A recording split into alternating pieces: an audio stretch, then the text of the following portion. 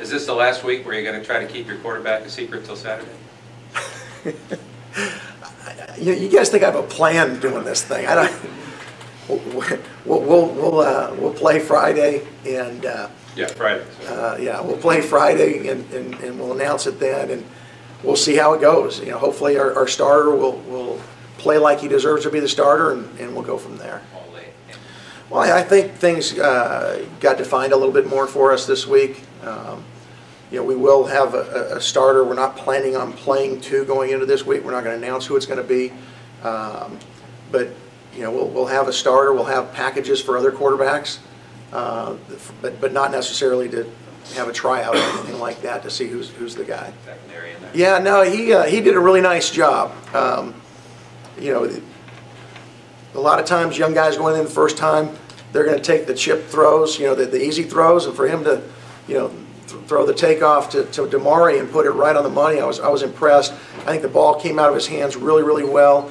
You know, he read the coverage on the when we threw the skinny post back to Damari, and I mean, the timing, everything was really nice, and I think he showed a glimpse of what he's capable of doing. You got to give Southern Utah credit. Those guys played hard. They weren't easy to block. They were guys that were fighting. You know, until we got a couple scores up on them and we kind of broke their will a little bit, they were, you know, very competitive team. Very similar to what we saw them against, you know, Nevada in that first week. It's a 6-0 game, you know, against a good Nevada team, and you know that game was I think 8 or 9 point game at the end of the game. So.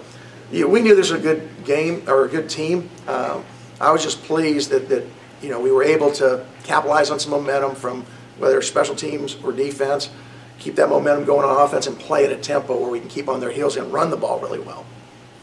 Coach Davey made it very clear in the offseason that last year's loss to you guys here really stung. 69 points you guys put up on them. You just said you know it's going to be a hostile atmosphere. Do you have a sense for how personal this is for Coach Davey and the Lobos? Well, I'm sure it is. I mean, Coach Davies, an excellent defensive coach. All coaches take, you know, tremendous pride. You know, we were on a pretty good roll last year. I thought personnel-wise, we had some, you know, pretty good matchups that we were able to exploit. You know, Derek, you know, had a great game that day. You know, a bunch of our receivers did. You know, as a coach, you take things personally, and you know, I think he realizes at the end of the game we were just trying to run the game out. We were not trying to do anything other than, you know, get the game over with. In fact, I think we took a knee on the last play inside the 10. You know, they're a team that's going to be, you know, hungry because of last year, but also hungry because it's the first league game.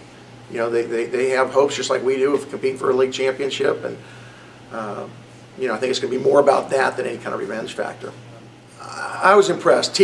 TJ's a guy who's he's struggled at times here a little bit. He's a guy that likes to have a lot of fun. He's got a lot of what we call juice on the sideline. He's got a lot of emotion.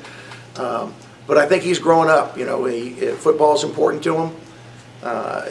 You know, he had an issue early in the season where we had to discipline him, and he's come back from that and really, you know, been a nice spark for us when we asked him to go from linebacker to running back this week. I think he was kind of excited, and he took advantage of his opportunity, and it's good to see that, you know, with a couple guys getting knocked down, if we had to, you know, I don't think we drop very much with TJ in there.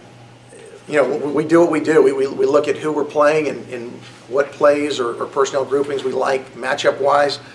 We try to, you know, play fast all the time. Sometimes it takes guys, whether it's nerves, whether it's just adjusting to maybe a different look, but we've really been practicing against the looks we've been seeing. So we just got to get more efficient. You know, we didn't block on the perimeter particularly well in that first quarter. You know, we got to do a better job of doing that.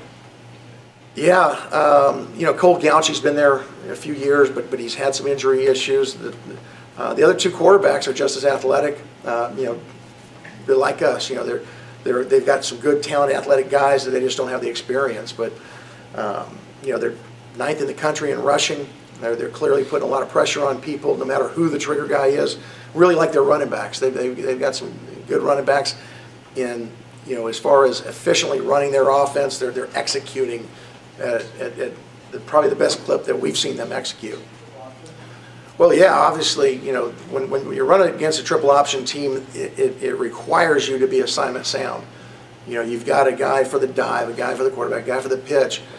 They do a nice job of making you change that on the run. They'll block your quarterback player. They'll block your dive player. They'll block your pitch player.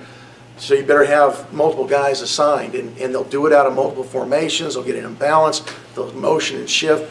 So they're making your guys think constantly.